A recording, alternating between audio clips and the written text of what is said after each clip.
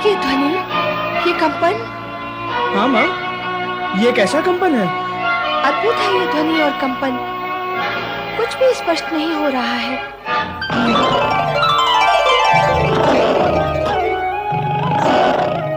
प्रणाम। सदाशिव के भक्तों के लिए सदाशिव का कोई भी रहस्य सदा के लिए रहस्य नहीं रहता। इस सृष्टि में सभी कुछ परिवर्तनशील है, पल पल, क्षण क्षण। इस सृष्टि के कण कण में परिवर्तन हो रहा है और इस परिवर्तन की गति व दिशा सदा ऊपर से नीचे की ओर ही होती है। इस सृष्टि में व्याप्त अनाचार, अत्याचार, अनीति व अन्याय को समाप्त कर लोक हित में मानव कल्याण के लिए ही ये परिवर्तन होते हैं। इसीलिए सात्विक शक्तियां भव्य एवं विराट रूप धारण करती रहती हैं। कैसी भव्यता, कैसा विराट रूप? इसका प्रत्यक्ष ज्ञान और अनुभव तो कैलाश पर जाकर ही होगा।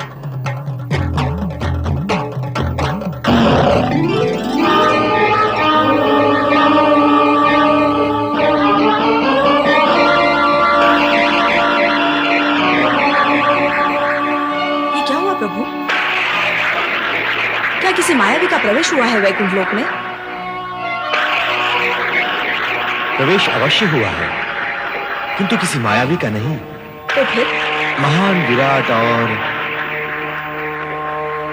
कैलाश चलने पर ही क्या होगा देवी?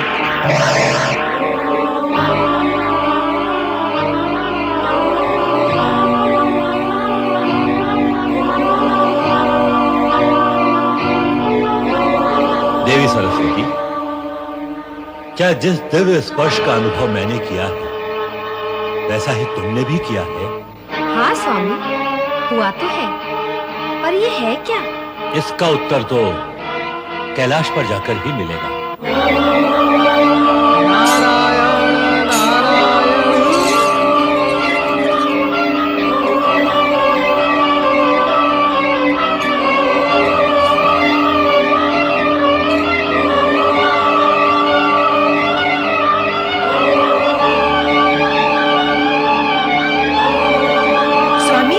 स्वामी, ये ध्वनि, ये कंपन कैसा? गुरुदेव, गुरुदेव, क्या आपने भी इसे अनुभव किया? हाँ देवराज, मैंने और आपने ही नहीं, ये कंपन जगत के प्रत्येक प्राणी ने अनुभव किया। हाँ गुरुदेव, मुझे भी अनुभूति हुई है। ऐसा प्रतीत होता है कि दिव्य तरंगों ने मेरा भी स्पर्श किया है। अर्थात ये कंपन हम सभी ने अनुभव किया है। गुरुदेव, ये कंपन, ये अनुभूति, ये दिव्य स्पर्श है क्या? इसका स्पष्ट ज्ञान तो कैलाश पर चलकर ही होगा देवराज। फिर तो हमें शीघ्र ही कैलाश चलना चाहिए। हाँ स्वामी, हमें वहाँ चलना ही चाहिए। हर हर महादेव, हर हर महादेव, हर हर महादेव, हर हर महादेव।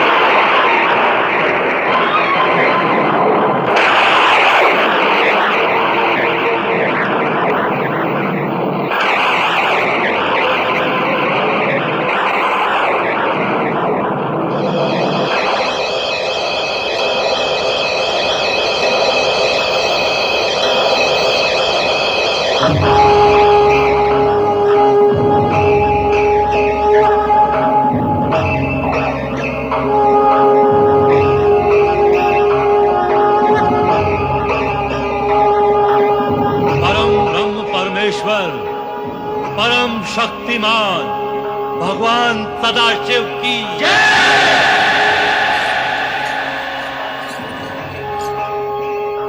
किंतु परमपिता, नारद, सृष्टि में और अधिक भव्यता का निर्माण होगा। हाँ नारद, लोक कल्याणकारी कार्यों की वृद्धि के लिए देवादिदेव ने भव्य एवं विराट स्वरूप धारण किया है। जगत में सात्विकता के प्रति आकर्षण उत्पन्न करने के लिए एवं प्रकृति को विराट बनाने के निमित्त स्वयं सदाशिव विराट बने। परम शक्ति स्वयं को विराट, भव्य और अधिक विस्तृत करेगी, तभी भव्यता और विस्तार संभव होगा। किंतु आश्चर्य का कोई कारण ही नहीं है। लोक कल्याण, सात्विकता और विराट सत्य के प्रसार के लिए इस विराट रूप का संकेत आप सभी को प्राप्त हो चुका है।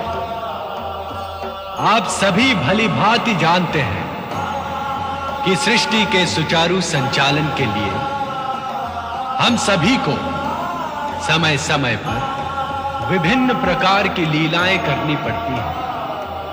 ये स्वरूप भी ऐसी ही लीला का एक भाग है। इसका उद्देश्य केवल यह है कि जगत में पुण्य, धर्म, सदाचार और सत्कर्मों में वृद्धि हो। तो भगवान, क्या भविष्य में ऐसा कुछ घटित होने की संभावना है जो कि इस जगत के लिए चिंता एवं विपदाकारक होगा? देवराज, इस सत्य को स्वीकार करना ही होगा कि तामसिकता की उत्तरोत्तर वृद्धि से जगत में देव और मानव दोनों ही त्रस्त और ग्रस्त हैं। आसुरी शक्तियां भी विस्तार पाने के लिए प्रयत्नशील हैं। ऐसी स्थिति में आसुरी शक्तियों को सीमा उल्लंघन करने और अपनी शक्ति का दुरुपयोग करने से रोकना ही होगा। जब जब तामसिक शक्तियां देव अथवा मानव को कष्ट और हानि पहुंचाने की चेष्टा करेंगी, तब तब मेरा ये स्वरूप उनका विनाश करेगा। विनाशपति परम शक्तिमान भगवान शिव शंकर की जो हुआ है,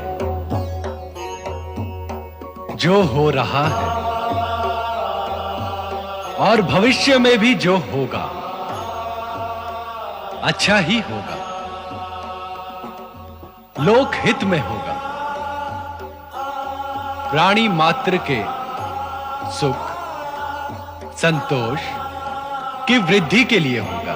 त्रिपुरारी भगवान शिव शंकर की त्रिलोकीनाथ देवादिदेव भगवान भोलेनाथ की जय। कैलाशपति रुद्र अवतार नीलकंठेश्वर की जय।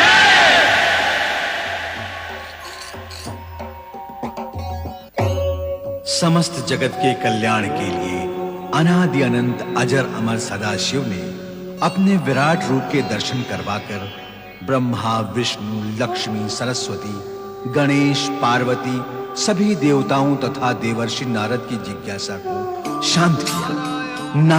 इस विनाश लीला का अंत करे महादेव।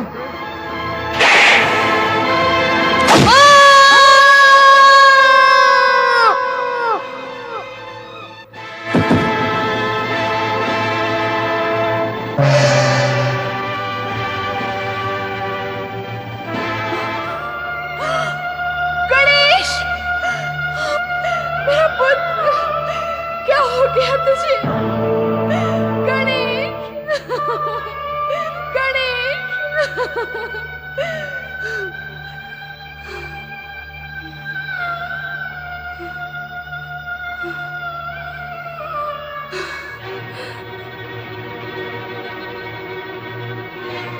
किसने किया ये दुष्कर्म? उत्तर दो। क्या अपराध किया था इस बालक ने? उत्तर दो।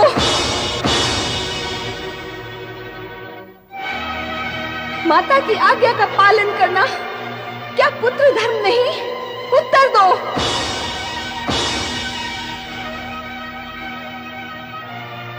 तुम सबका मौन सर्वनाश का सृजक होगा। मैं महाप्रलय मचा दूंगी।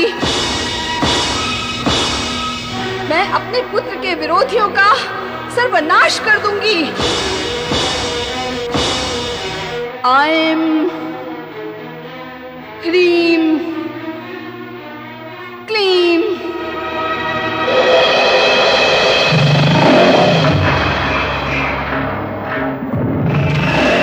कुष्मांडा देवी प्रकट हो।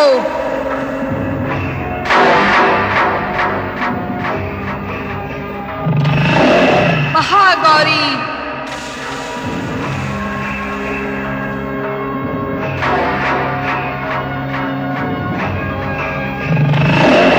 ब्रह्मचारिणी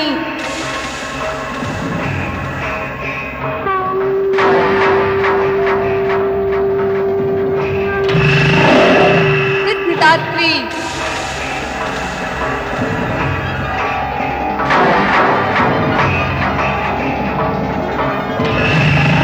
कात्यायनी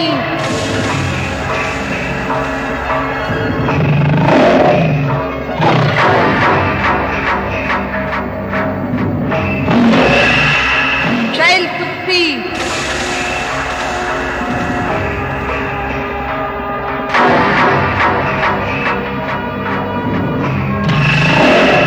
चंद्रघंटा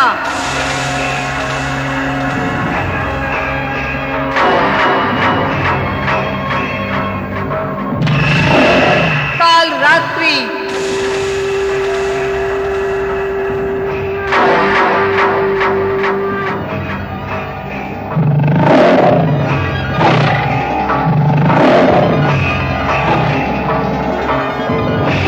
हे शक्ति स्वामिनी आज्ञा दे।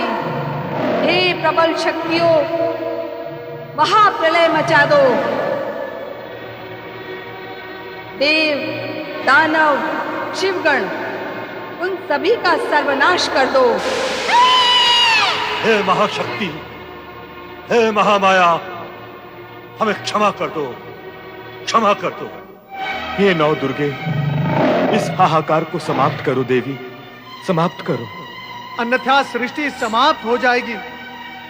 क्षमा करो महामाया, हमें क्षमा करो। हे महाशक्ति, हे मातेश्वरी, जगत को सर्वनाश से उबारिए। हमारे अपराध क्षमा करो महामाया, हमारे अपराध क्षमा करो, हम आपके अपराधी हैं। हमें क्षमा करो महामाया, हमें क्षमा करो। क्षमा करें महाशक्ति, क्षमा करें। हम सब आपसे हाथ जोड़कर प्रार्थना करते हैं, क्षमा करें।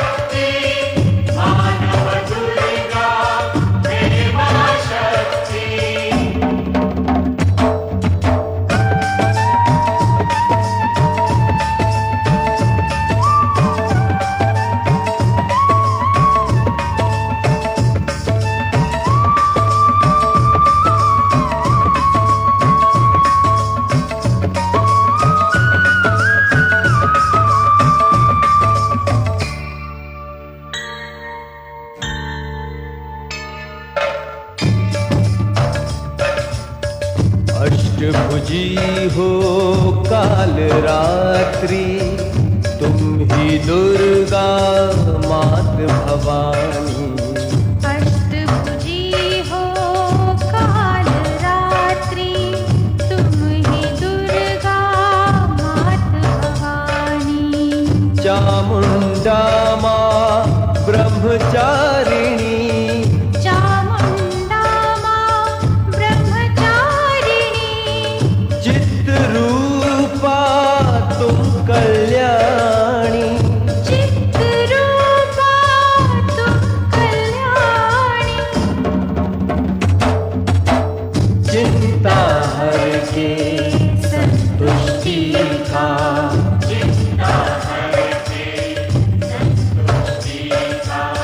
वर दे देती हो कात्यायनी।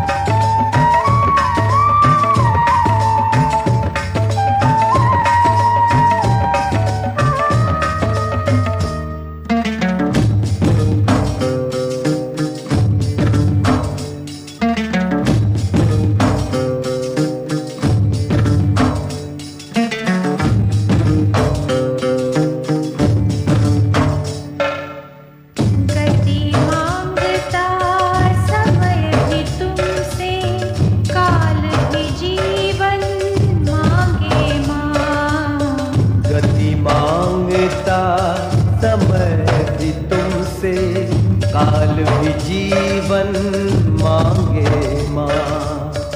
मेघ भी जल की भिक्षा चाहे, मेघ भी जल की भिक्षा चाहे। बिजुली गर्जन मांगे माँ, बिजुली गर्जन मांगे माँ। कुबेर भी आके द्वारे,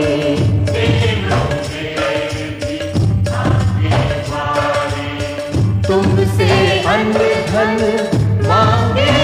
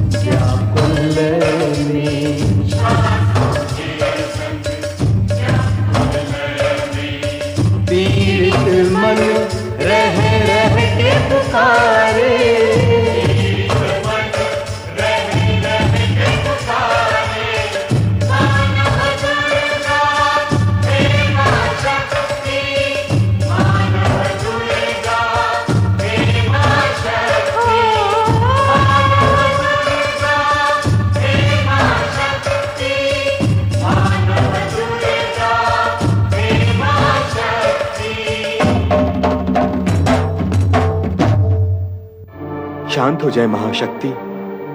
हे महामाया, लोकहित के लिए शांत हो जाएं। इस विनाश से किसी को लाभ नहीं होगा महादेवी। मेरी जो हानि हुई है उसकी पूर्ति कौन करेगा? मेरे पुत्र का वध क्यों किया गया? जिसके पुत्र का वध कर दिया गया हो उस माता को आप शांत रहने के लिए कहते हैं? क्या ऐसी माता शांत हो सकती है? फिर आप कैसे शांत होंगी महामाया?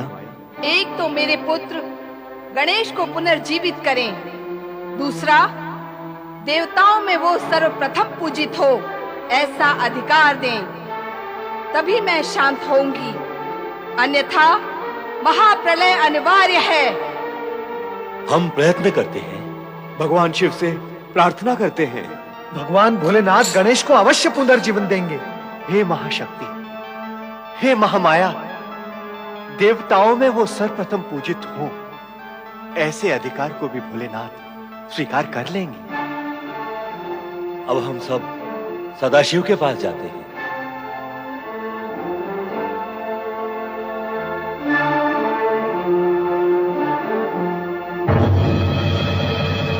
ऐं ह्रीं क्लीं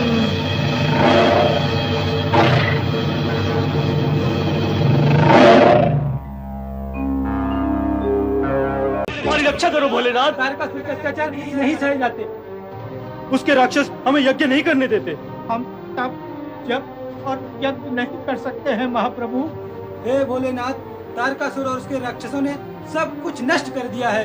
हमारी रक्षा करें भोलेश्वर। हमारे यज्ञ, तप और आश्रमों को नष्ट करने के पश्चात अब वो हिमालय राज पर भी आक्रमण करने के लिए आगे बढ़ रहा है। वो दुष्ट अपनी मृत्यु से पहले ही क्यों मरना चाहता है? दुष्कर्म करने वाला कभी दंड से बचता नहीं। इतना सरल सत्य भी नहीं समझता वो असुर। ना समझे, यदि वो ऋषि मुनियों के स्थान हिमालय राज्य को नष्ट कर देना चाहता है तो हम उसके समझ ना समझ की स्थली उसके तन को नष्ट कर डालेंगे। हर हर महादेव, हर हर महादेव, भगवान भोलेनाथ की जय हो। नारद, हम तुमसे चर्चा लौट कर करेंगे। इस समय हम तारकासुर का वध करने जा रहे हैं। महादेव, ये कार्य आपका नहीं है। तो फिर क्या ये कार्य तुम्हारा है? शिव शिव शिव शिव शिव शिव शिव। भोलेनाथ, नारद और वध दोनों विपरीत दिशाएं हैं। यदि नारद किसी का वध कर सकता था तो ये ऋषिगण पीड़ित हो सकते थे। यदि नारद किसी का वध कर सकता था भोलेनाथ, तो क्या तारकासुर का अत्याचार इस जगत पर हो पाता? भोलेनाथ, नारद मात्र किसी को वध करने के लिए प्रोत्साहित कर सकता है, प्रेरित कर सकता है, वो भी लोक कल्याण के निमित्त। नारद तो स्वयं चींटी भी नहीं मार सकता। नारद, हमने कहा ना, यह अनावश्यक चर्चा का समय नहीं है। परंतु भोलेनाथ, ये समय आपके लिए अनावश्यक कार्य का भी तो नहीं है। यदि आप तारकासुर का वध करेंगे तो परमपिता ब्रह्मा जी के उस वरदान का क्या होगा जो उन्होंने तारकासुर को दिया था? तारकासुर का वध केवल आपके पुत्र के हाथों ही हो सकता है भगवान। पर नारद, हम इन ऋषियों की रक्षा करने तथा तारकासुर को हिमालय क्षेत्र से दूर रखने के लिए व्यवस्था तो करनी ही होगी। अवश्य अवश्य व्यवस्था तो करनी ही होगी।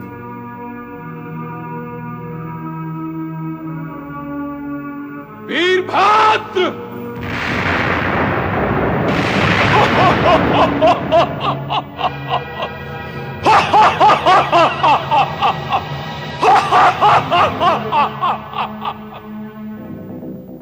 क्या आज्ञा है महारुद्र? वीरभद्र, तुम शिवगण को लेकर जाओ और तारकासुर को ऐसी शिक्षा देना कि वो ऋषि मुनियों और निर्दोष प्राणियों पर अपने अत्याचार बंद कर दे। पर सावधान, उसका वध नहीं करना, केवल उसको शिक्षा देना। जाओ। ऐसा ही होगा भूत भवन। हर हर महादेव, हर हर महादेव, हर हर महादेव।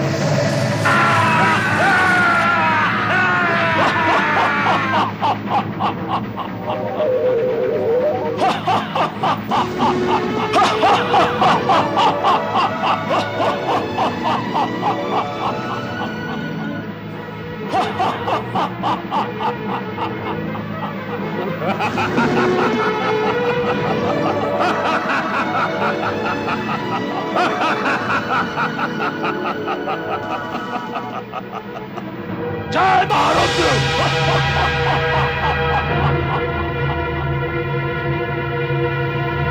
जय महारुद्र!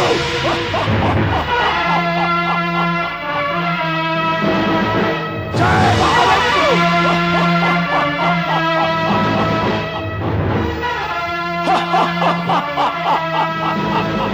हर हर महादेव!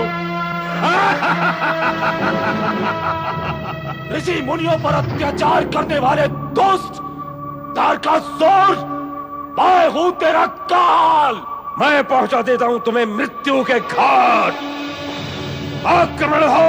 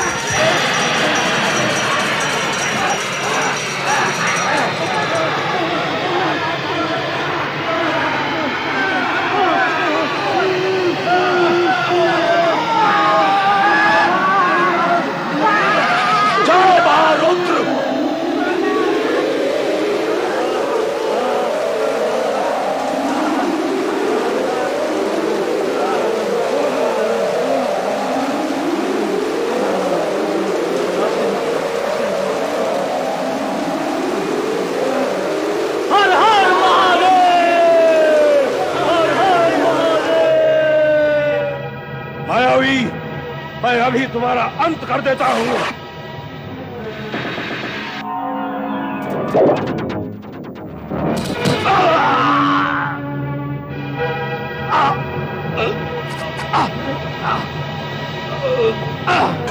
सावधान! उसका वध नहीं करना, केवल उसको शिक्षा देना। रुद्र की आज्ञा से मैं तुझे जीवित छोड़ देता हूं। जा, भाग जा।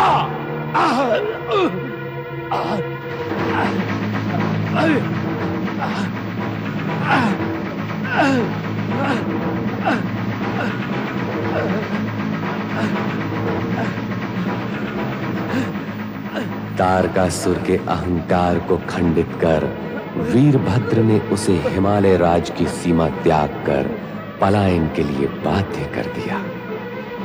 जनमानस इस सुखद समाचार से प्रसन्न और संतुष्ट हुआ। जया विजया तो ये शुभ समाचार सुनकर आनंद विभोर हो उठी। अरे क्या हुआ तुम दोनों को? हमें क्या होगा? जो होगा उसे होगा। किसे? उसे ही। और होगा क्या? हुआ। क्या होगा और हुआ का जाल फैला रखा है तुम दोनों ने। स्पष्ट बताती क्यों नहीं कि क्या बात है? बात ये है कि तारकासुर और उसके सैनिक राक्षस हिमालय राज्य में प्रवेश कर उपद्रव कर रहे थे और तब वीरभद्र और शिव गणों ने मिलकर तारकासुर की पिटाई कर डाली। और वो क्षमा याचना करते हुए लंगड़ाता भाग रहा था। तो इसमें हंसने की क्या बात है? वो महाबली, दैत्यराज, शक्तिमान, बलवान लंगड़ाता लंगड़ाता भाग गया। दूसरों के राज्य में अनाधिकार रूप से प्रवेश करके वहां उपद्रव करना और अशांति उत्पन्न करने का अंत में दुष्परिणाम ही होता है। हाँ, अब तो ये बात तारकासुर भी समझ चुका है। उत्तम है। शिव कृपा से तारकासुर को सद्बुद्धि तो प्राप्त हो गई। हम सभी को भगवान शिव का उपकार मानना चाहिए। हाँ, मानना चाहिए, अवश्य मानना चाहिए।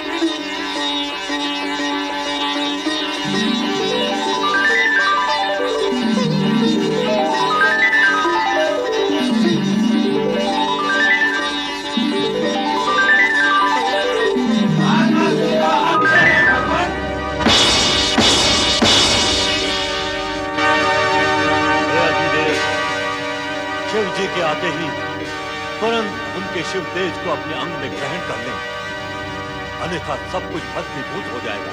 जो आज्ञा ब्रह्मदेव।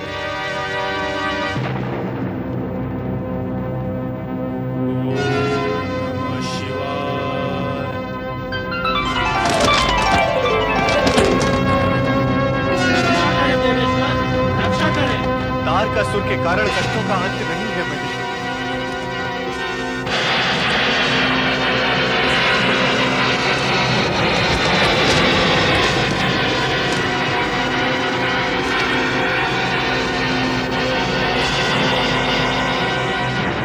धैर्यहीन, धर्महीन और बुद्धिहीन देवगण, तुमने असमय यहाँ आकर शिव और शिवा के महामिलन में बाधा डाली है। दो प्राणों के महामिलन को अपूर्ण किया है। पूर्णता में बाधक देवताओं, मैं तुम्हें श्राप देती हूँ कि तुम भी सदा अपूर्ण रहोगे। तुम सदा सदा के लिए निसंतान रहोगे। तुम्हारी पत्नियाँ कभी भी माता होने का सौभाग्य प्राप्त नहीं कर सकेंगी। क्षमा करें माँ, हम पर दया करें माता पार्वती, हम पर दया करें। दया करें माँ, दया करें, हमें क्षमा करें माँ, क्षमा करें, दया करें माँ, दया करें।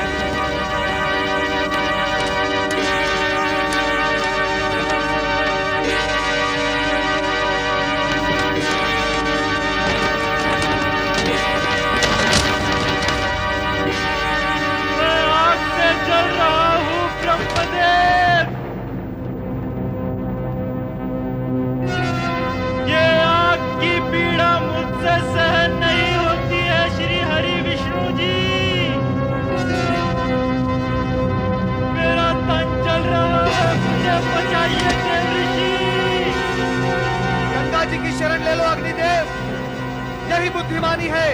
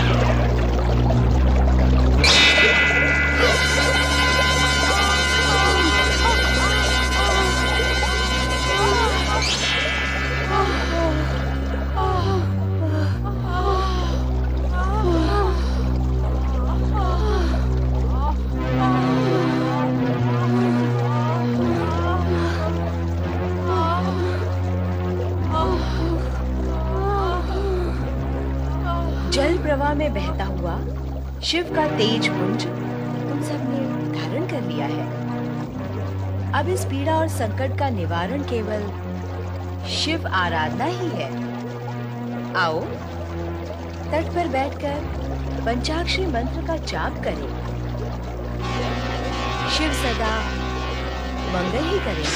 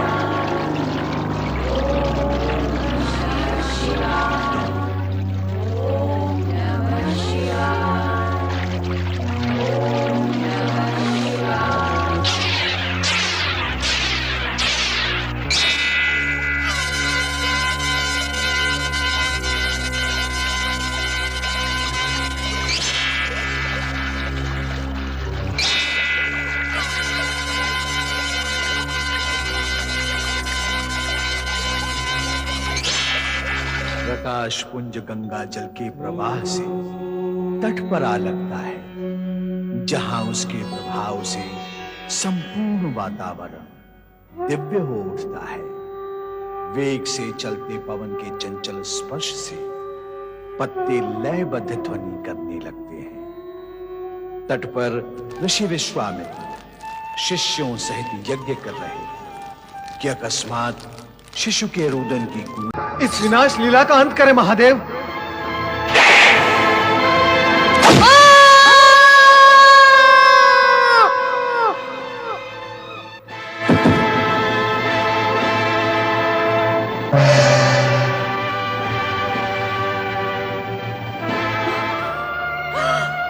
गणेश, मेरा पुत्र, क्या हो गया तुझे?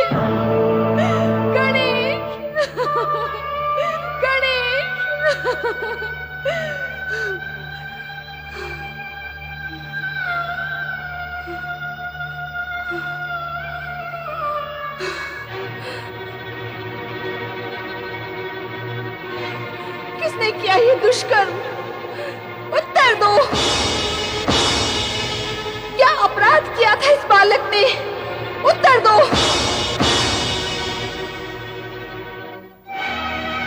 माता की आज्ञा का पालन करना क्या पुत्र धर्म नहीं? उत्तर दो।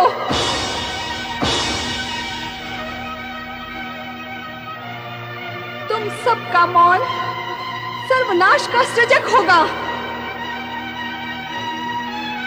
मैं महाप्रलय मचा दूंगी। मैं अपने पुत्र के विरोधियों का सर्वनाश कर दूंगी। ऐं ह्रीं क्लीं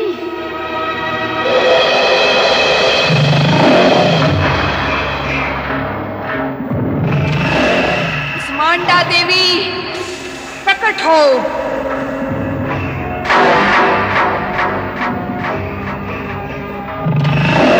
महागौरी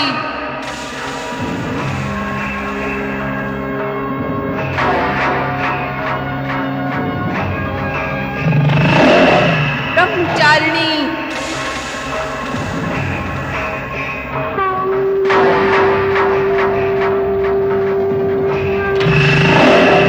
सिद्धिदात्री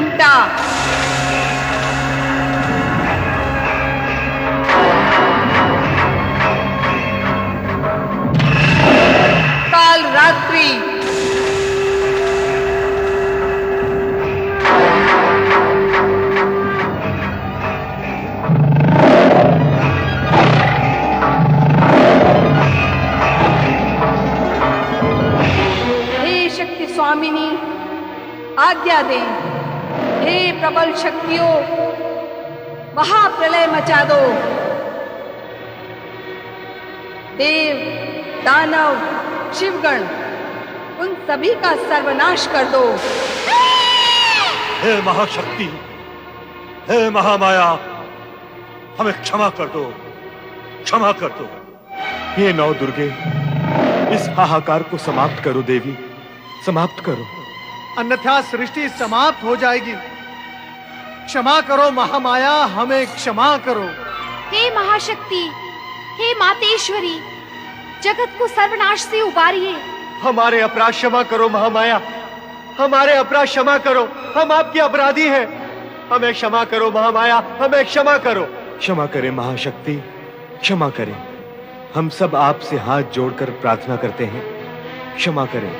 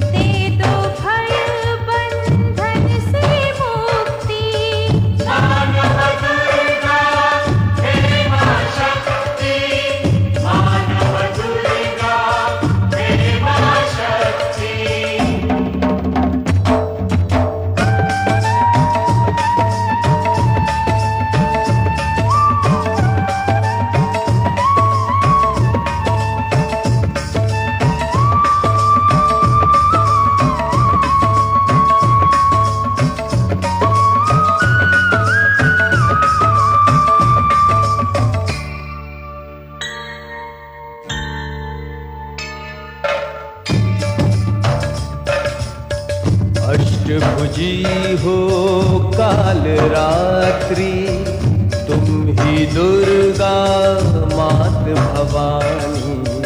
अष्टभुजी हो काल रात्रि, तुम ही दुर्गा मात भवानी। चामुंडा मां ब्रह्मचारिणी,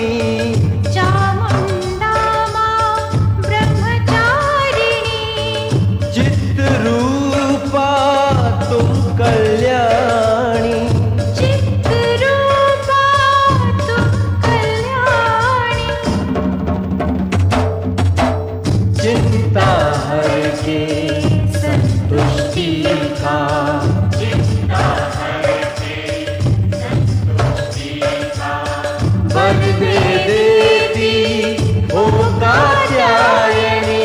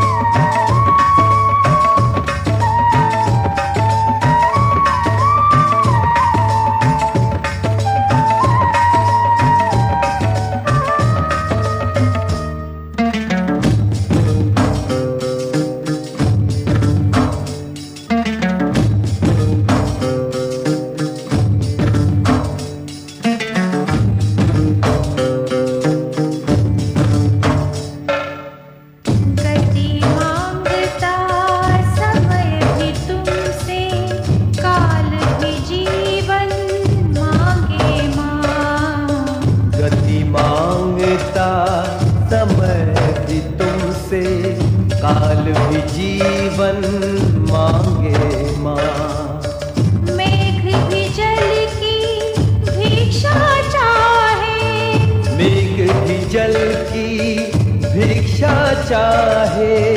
बिजुली गर्जन मांगे माँ, बिजुली गर्जन मांगे माँ। देव कुबेर भी आके द्वारे,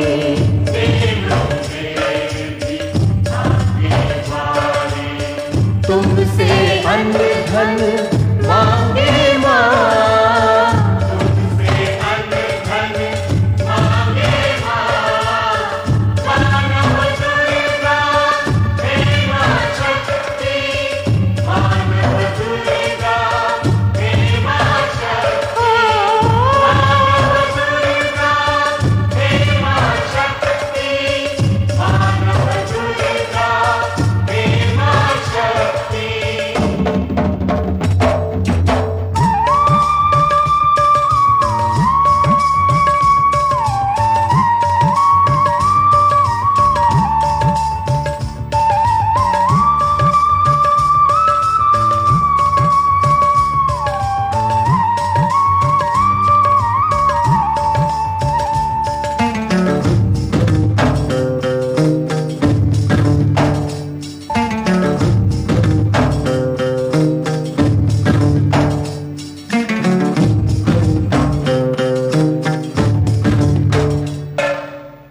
हम सबसे अपराध हुआ है, हम सब हैं अपराधी तुम्हारे।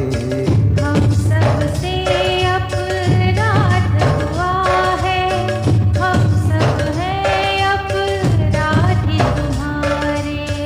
करते हैं अब क्षमा याचना, करते हैं अब क्षमा याचना। शीश झुकाए बाह पसारे, शीश झुकाए बाह पसारे। श्वासों के संग व्याकुल में,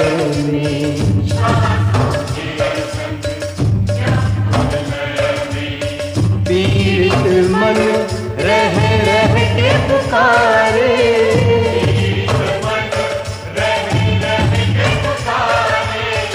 मानव दुर्गा हे माँ शक्ति, मानव दुर्गा हे माँ शक्ति, मानव दुर्गा हे माँ शक्ति, मानव दुर्गा हे माँ शक्ति। शांत हो जाए महाशक्ति, हे महामाया, लोकहित के लिए शांत हो जाएं। इस विनाश से किसी को लाभ नहीं होगा महादेवी। मेरी जो हानि हुई है उसकी पूर्ति कौन करेगा? मेरे पुत्र का वध क्यों किया गया? जिसके पुत्र का वध कर दिया गया हो उस माता को आप शांत रहने के लिए कहते हैं? क्या ऐसी माता शांत हो सकती है? फिर आप कैसे शांत होंगी महामाया? एक तो मेरे पुत्र गणेश को पुनर्जीवित करें, दूसरा देवताओं में वो सर्वप्रथम पूजित हो ऐसा अधिकार दें, तभी मैं शांत होऊंगी, अन्यथा महाप्रलय अनिवार्य है। हम प्रयत्न करते हैं, भगवान शिव से प्रार्थना करते हैं, भगवान भोलेनाथ गणेश को अवश्य पुनर्जीवन देंगे। हे महाशक्ति, हे महामाया, देवताओं में वो सर्वप्रथम पूजित हो ऐसे अधिकार को भी भोलेनाथ स्वीकार कर लेंगे। अब हम सब सदाशिव के पास जाते हैं।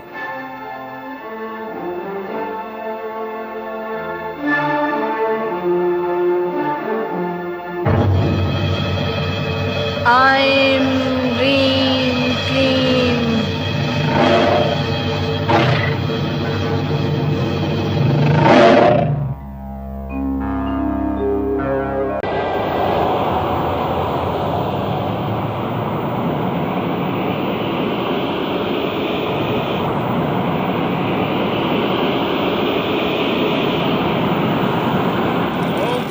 परमात्मने स्वाहा। ओम पराय परमात्मने स्वाहा। ओम पराय परमात्मने स्वाहा।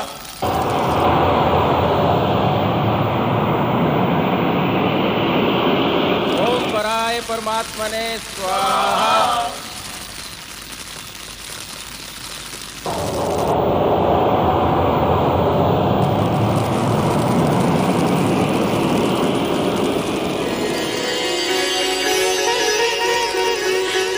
सती सती सती तुम आ गई। अच्छा किया तुम आ गई।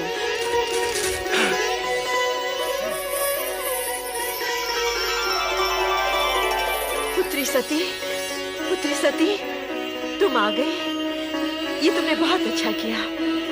जब से तुम्हारी सब बहनें आई हैं तब से मैं तुम्हारा ही स्मरण किए जा रही हूँ। आओ, यज्ञ आरंभ हो चुका है। आओ।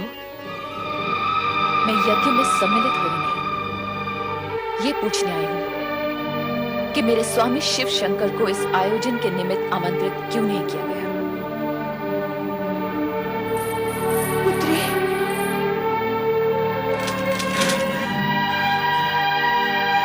सती तुम? हाँ, मैं शिव की अर्धांगिनी सती हूँ प्रजापति दक्ष। मैं वही सती हूँ जिसने शिव को पति रूप में पाने के लिए आपकी इच्छा के विरुद्ध शिव की आराधना की थी और उनके चरणों में स्थान पाया था। ये सब हम जानते हैं। क्या तुम हमारे यज्ञ में विघ्न डालने के लिए यहाँ आई हो? यज्ञ देवताओं में श्रेष्ठ भगवान शिव शंकर को आमंत्रित न करके आपने पहले ही विघ्न डाल दिया है पिताश्री। तो फिर आप ये झूठा दोषारोपण मुझ पर क्यों कर रहे हैं? हमने जानबूझकर तुम्हें और तुम्हारे उस भूतनाथ पति को निमंत्रित नहीं किया था ताकि तुम अपनी अनुचित चेष्टाओं से इस यज्ञ के पवित्र वातावरण को अपवित्र न कर सको। हम पूछते हैं कि जब हमने तुम्हें बुलाया ही नहीं था तो तुम अपना अपमान कराने यहाँ क्यों चली आई हो? मैं आपसे उस अपमान के बारे में पूछने आई हूँ जो आपने मेरे स्वामी को नहीं बुलाकर किया है। आपका ये साहस कैसे हुआ कि देवों के देव महादेव को उनके यज्ञ भाग से वंचित रखे? और आपने ये कैसे सोच लिया कि यज्ञ को शिव से वंचित रखने का भारी अपराध करने पर भी आपसे कोई पूछने तक नहीं आएगा? मैं आपसे पूछती हूँ पिताश्री, जब आपने अपनी सभी अन्य पुत्रियों और जामाता को सहर्ष इस यज्ञ में सम्मिलित किया है तो फिर मुझे क्यों नहीं? मेरे पति महादेव को क्यों नहीं? इसलिए कि तुम्हारा पति महादेव कहलाने के योग्य ही नहीं है। वह कुलीन अमंगलकारी, वेदों से बहिष्कृत और क्लेशधारी है। भूत पिशाचों के स्वामी उस भूतनाथ के साथ हमने तुम्हारा विवाह अपने पिता ब्रह्मा के दबाव में आकर किया था और उसके लिए हम आज तक पछता रहे हैं सती, आज तक पछता रहे हैं। हाँ, जब तुम बिना बुलाए यहाँ चली आई हो तो इस यज्ञ में भाग लेकर अपने पति का यज्ञ भाग भी प्राप्त करो। बैठो सती। पिताश्री, अब भी कुछ नहीं बिगड़ा है। आप कैलाश जाकर मेरे स्वामी को आदर पूर्वक यहाँ ले आइए और इस यज्ञ को विधि पूर्वक संपन्न कीजिए। एक पुत्री होने के नाते मैं आपसे विनती करती हूँ। नहीं, नहीं, कदापि नहीं। हम उस ढोंगी पाखंडी भवोद्धारी को इस यज्ञ में कदापि आमंत्रित नहीं करेंगे। हम नहीं चाहते कि उसके अपावन नाम की छाया भी इस पावन यज्ञ पर पड़ने पाए। पिताश्री, परम पावन शिव को अपावन कहकर अपने आप को अपमान न कीजिए। आप जैसे शिव द्वेषी को शिव निंदा करते हुए देखकर मुझे आपकी पुत्री होने पर लज्जा होने लगी है। हे विधाता, आपने मुझे ऐसे पिता की पुत्री क्यों बनाया जो सर्वोत्कृष्ट परमात्मा शिव की स्तुति करने के बदले उनकी निंदा कर रहा हो? सती, बंद करो ये नाटक। अभी तुमने अपने पति के दोषों का बखान सुना ही कहाँ है? यदि मैं तुम्हारे उस कर्महीन पति के दोषों को गिनाने लगूंगा तो समस्त ब्रह्मांड की गिनती भी कम पड़ जाएगी।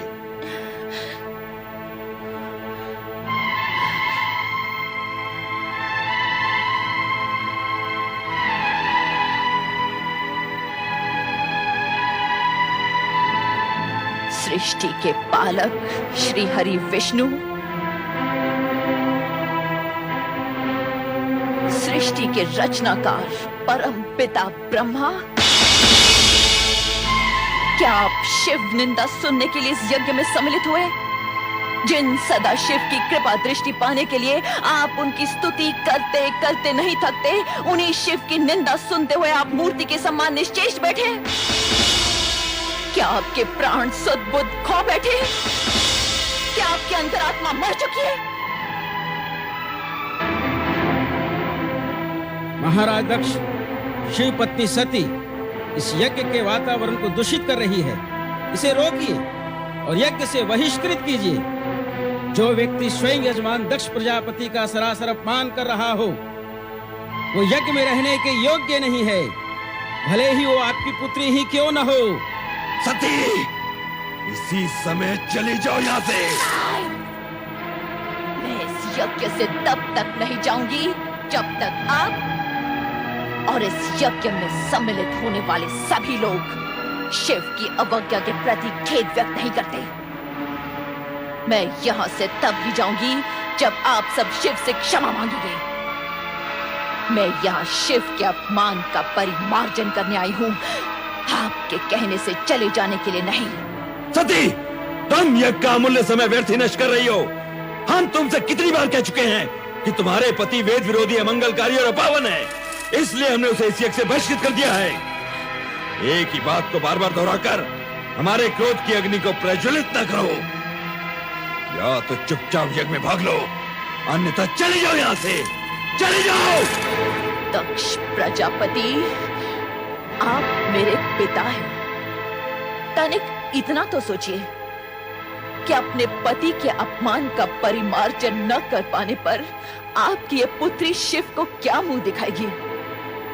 क्या मैं कैलाश लौटकर शिव से ये कहूंगी कि मैं आपकी निंदा सुनने वहां गई थी? शिव निंदा सुनने वाला भी शिव निंदा करने के समान नरक का पात्र होता है। तो जहां जाना है चली जाओ, तुम्हें रोका किसने है? किंतु एक बात अच्छी तरह समझ लो सती, जिस शिव ने हमारा सरासर अपमान किया है, उसी शिव से अपने अपमान का प्रतिशोध लेने के लिए हमने इस महायज्ञ का आयोजन किया है। और सुनना है तो सुनो, अब शिव मेरे लिए सदा सदा के लिए बहिष्कृत है। वो भूतनाथ, शमशान में पड़े रहने वाला अघोरी, नंग धड़ंग अवधूत,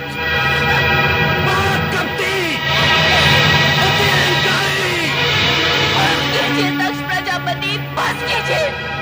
मैं पति निंदा नहीं सुन सकती, नहीं सुन सकती मैं पति निंदा, नहीं सुन सकती मैं पति निंदा, नहीं सुन सकती, नहीं सुन सकती, नहीं सुन सकती।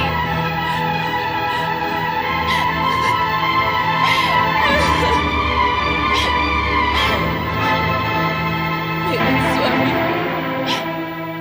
आपने मुझे न आने के लिए कितना समझाया,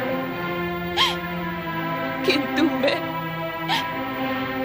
मैं मूढ़मती केवल पिता को दो बातें सुनाने के लोभ में यहाँ चली आई। उस समय मैंने ये न सोचा कि यदि मुझे पति के विषय में अपशब्द सुनने पड़ गए तो अब तो मैं अपने स्वामी को अपना मुंह भी नहीं दिखा सकती।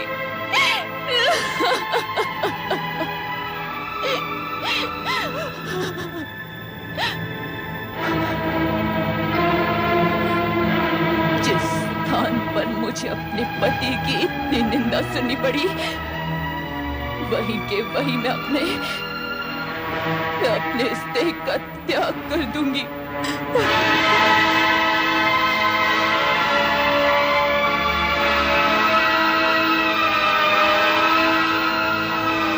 ओ